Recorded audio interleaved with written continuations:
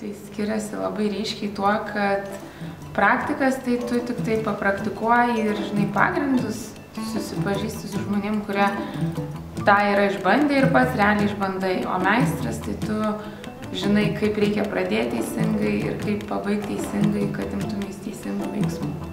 Tiem, kurie labai daug nežino ir žino, kad daug nežino.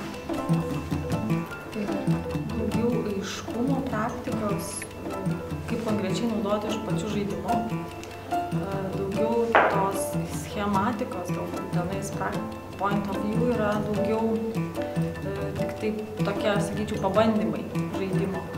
O jeigu norite rimčiau, strategijos, kažkokios daugiau galimybių, kaip tai veikia ir kaip tai galima žaisti, tai meistrė būtent tai yra. Man atrodo, kad kasdien. Idealiausia būtų kasdien.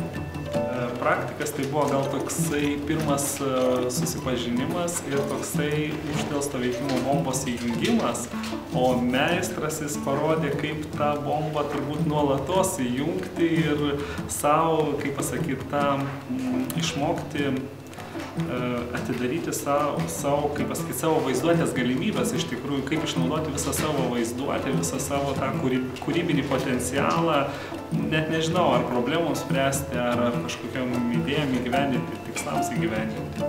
Toks skirtumas. Aš nežinau, kam nebūtų verta jo žaisti.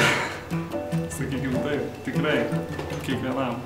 Kad praktikų mokymuose man pasirodė, kad Points of View yra žaidimas turintis tam tikras taisyklės, kurias perpratus būtų galima jos sėkmingai naudotis, visai smagu ir malonu.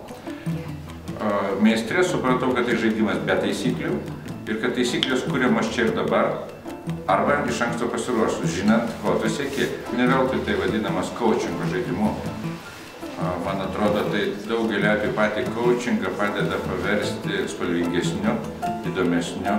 Ir jeigu tu ruošiesi ar tai coachingo sesijai, ar tai kam, vietoje sausų klausimų ir kažkokių tai braižymų perkeliukų ar pieštukų, mes galime paversti įdomesniu, spalvingesniu, turingesniu.